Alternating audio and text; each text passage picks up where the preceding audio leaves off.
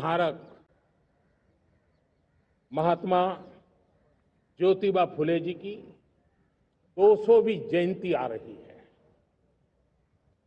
हम उस जयंती के समारोह शुरू करने जा रहे हैं और महात्मा ज्योतिबा फुले के सिद्धांत, उन्होंने जो मंत्र दिए, उसमें हमारे लिए प्रेरणा है।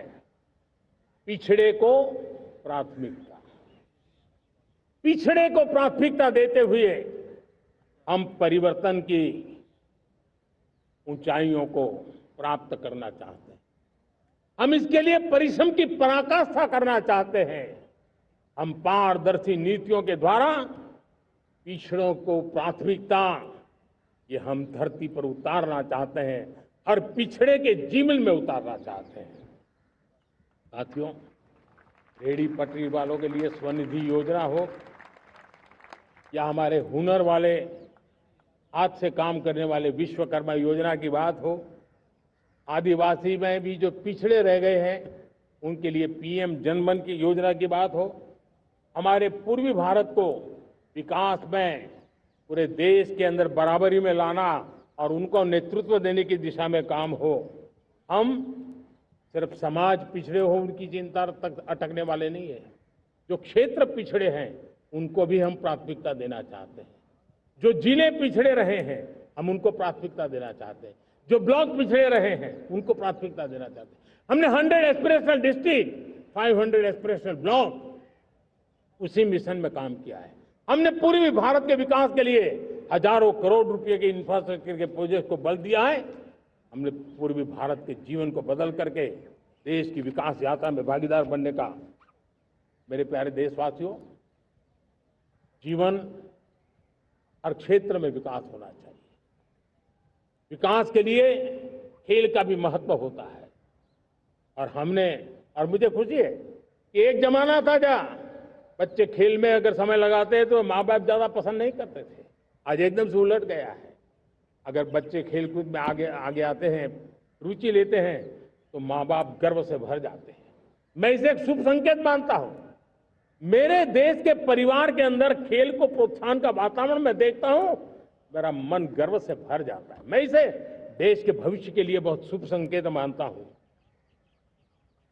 और साथियों, इस खेल को बढ़ावा देने के लिए हमने नेशनल स्पोर्ट्स पॉलिसी, कई दशकों के बाद हम देश में खेलो भारत नीति को लेकर के आए हैं ताकि एक खेल जगत का सर्वांगीण विकास का प्रयास हो। स्कूल से लेकर के ओलंपिक तक हम एक पूरा इकोसिस्टम डेवलप करना चाहते हैं। चाहे कोचिंग की व्यवस्था हो, फिटनेस की बात हो, खेल के मैदान हो, खेल की व्यवस्थाएं हो, खेल के लिए आवश्यक साधन हो, लघु उद्योगों को भी खेल के साधन बनाने में मदद करने की बात हो, यानी एक प्रकार से पूरा इकोसिस्टम हम दूर दराज के बच्चों तक पहुंचाना चाहते हैं। लेकिन साथियों, जब मैं फिटनेस की बात करता हूं, जब मैं खेलकूद की बात करता हूं, तब मैं एक चिंता भी आपके सामने रखना चाहता हूं। हमारे देश के हर परिवार को चिंता करनी चाहिए। मोटापा हमारे देश के लिए बहुत बड़ा संकट बनता जा रहा है। आने वाले वर्षों में लोग, जो पंडित लोग हैं वो कहते हैं, जो जानकार लोग कहते हैं, हर तीसरे व्यक्ति में एक व्यक्ति मोटापे का शिकार होगा। हमें मोटापे से बचना है, ओबेसिटी से बचना है, और इसलिए मैंने बाकी सब करना पड़ेगा, लेकिन एक छोटा सा सुझाव दिया था कि परिवार तय करे कि जब खाने का तेल घर में आएगा 10% कम ही आएगा और 10% कम ही उपयोग करेंगे, और हम ओबेसिटी के खिलाफ लड़ाई को जीतने की दिशा में हम अपना योगदान देंगे।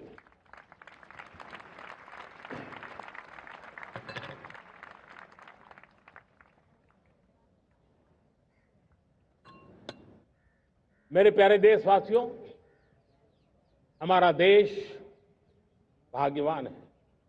हजारों साल की विरासत के हम धनी हैं और वो हमें निरंतर ऊर्जा मिलती है, प्रेरणा मिलती है, त्याग और तपस्या की राह मिलती है। आज गुरु तेग बहादुर, यह वर्ष गुरु तेग बहादुर जी का 350वां शहीदी वर्ष है। देश की संस्कृति की रक्षा, भारत के मूल्यों की रक्षा के लिए उन्होंने अपना सब कुछ न्योछावर कर दिया। मैं आज उनको नमन करता हूं। साथियों, हमारी संस्कृति की ताकत हमारी विविधता है। हम विविधता को सेलिब्रेट करना चाहते हैं। हम विविधता को सेलिब्रेट करने की आदत बनाना चाहते हैं। यह हमारा गौरव है। यह हमारा भारत माँ का यह बगीचा कितने विविध प्रकार के फूलों से सजा हुआ है, कितनी विविधताएं हैं। ये विविधता हमारे लिए एक बहुत बड़ा हमारी विरासत है, बहुत बड़ा गौरव है। हमने प्रयागराज के महाकुंभ में देखा भारत की विविधता को कैसे जिया जाता है। एक स्थान पर करोड़ों लोग, एक ही भाव, एक ही प्राण, एक ही प्रयास, दुनिया के लिए बहुत बड़ा अजूबा है। महाकुंभ की वो सफलता भारत की एकता की, भारत के सामर्थ्य की दुहाई देती है। साथियों, हमारा देश भाषाओं की विविधता से बहुत ही भरा हुआ है, पुलकित है।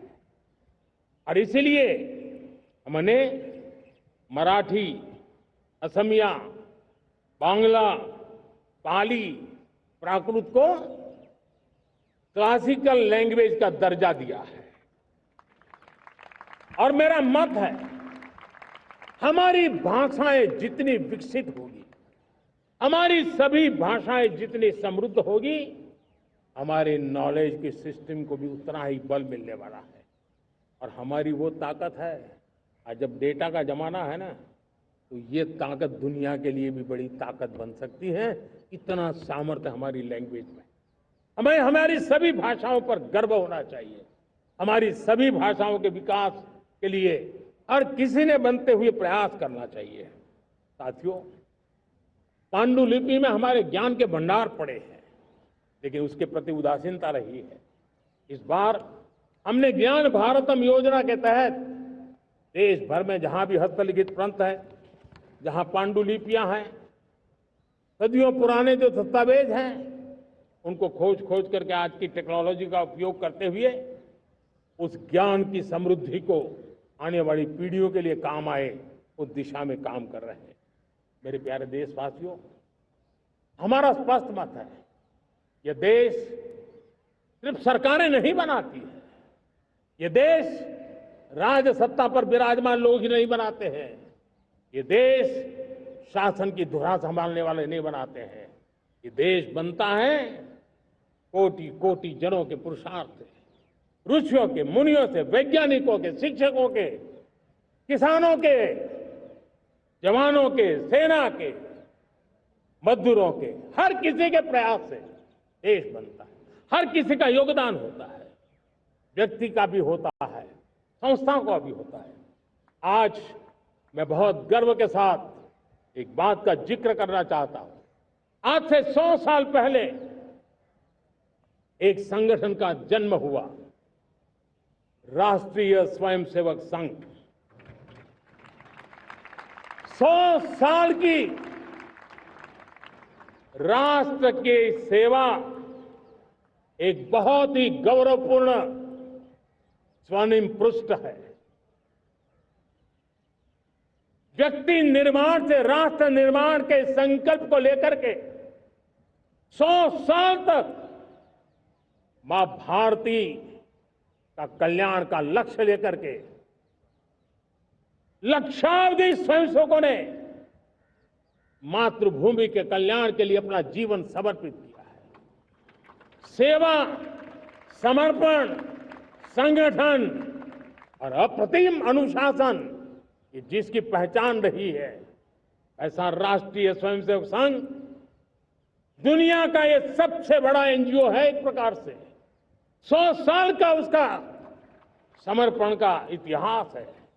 आज लाल किले की प्राचीर से 100 साल की इस राष्ट्र सेवा की यात्रा में योगदान करने वाले सभी स्वयंसेवकों को आदरपूर्वक स्मरण करता हूं और देश गर्व करता है राष्ट्रीय स्वयंसेवक संघ की इस 100 साल की भव्य समर्पित यात्रा को और हमें प्रेरणा देता रहेगा।